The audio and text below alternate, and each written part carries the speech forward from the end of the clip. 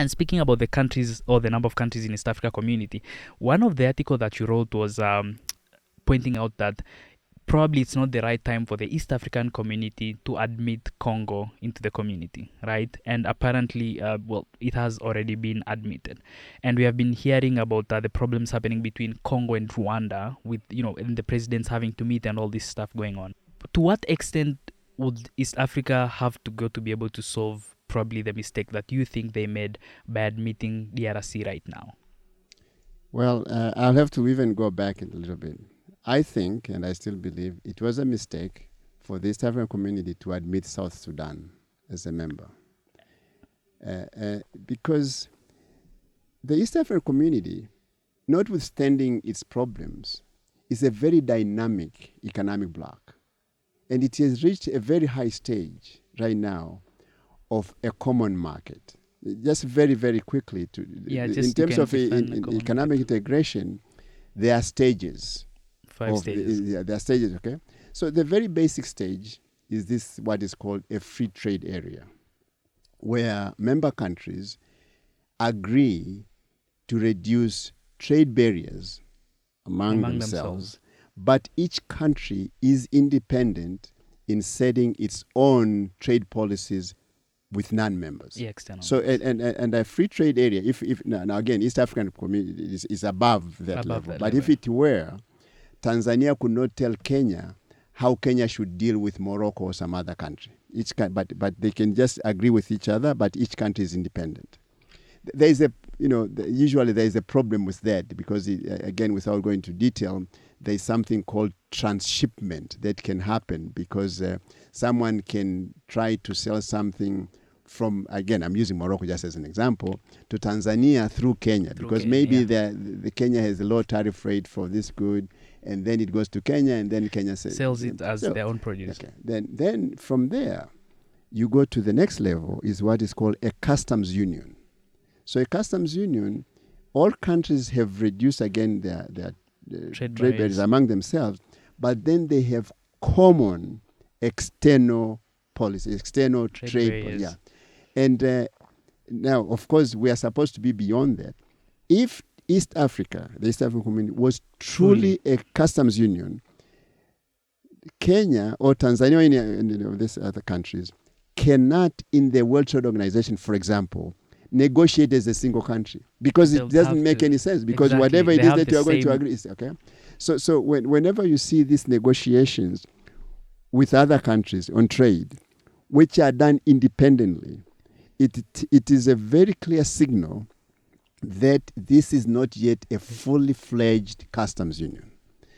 Then beyond that is when it comes to the common market. The common market, because up to customs union, when we talk about free trade, is mostly on goods. But with the common market, it becomes easier for the factors of production, more specifically labor, to travel, to move from, And I'm not talking about free movement of people. I'm talking about free movement of labor. There is a distinction. You can go right now to Kenya as it is, just to visit. All you need is your passport and a COVID vaccination card, and you go through. You just go and come back. Yeah, that's different. Movement of labor is you going to Kenya and looking for a job in Kenya. In a common market, the process through which you get a work permit is very simple, if indeed it is a common market. Fully fledged. Yeah, it is. Yeah. But actually, it was very interesting when I was working on this book, because it was just when the common market was supposedly agreed upon, and Tanzania put certain policies, I don't remember the specific, which made it, they increased the fee. It was actually 33%. Okay. I remember that. Yeah. The fee that you needed to pay in order for you to get a work permit, which is just, again, it didn't make sense, given that now we are getting into a common market, and if there were any barriers or that would make it harder for you to get a work permit, would be reduced or removed, but at the same time it was increased. So this is to come back then to the South Sudan and Democratic Republic of Congo. Here is an economic bloc which, well, at least on paper, if you will, are operating as a common market. And next year they expect to open monetary union. I honestly hope it. I hope it doesn't happen, because I really think it will be a bad decision from an economic point of view. Okay, it's not ready. So you are bringing this. South Sudan is really. I mean, if you want to be, it's a failed state. And up to this, what do you mean? In other words, you cannot say the government has full control. Yeah, that's true. Okay, that's true. Okay, controlling Juba and a few states doesn't mean that you have full control. And the Democratic Republic of Congo has not seen stability from the time of independence. Yes, when Mobutu was in power, because he was a quote-unquote a strong man, and therefore he really controlled things seemed to be calm. But really, it was the eastern part of DRC, was never stable. So you are bringing these countries into the EAC when the East African community countries don't really have enough resources to resolve or to support those countries, to bring them to the level where they can fully function. So for me, maybe not knowing what is going on between leaders, I feel these are political decisions which are not necessarily good. And also, unfortunately, for some leaders, there is some prestige. Now there are 7 members instead of just 5. And now we can trade with the Democratic Republic.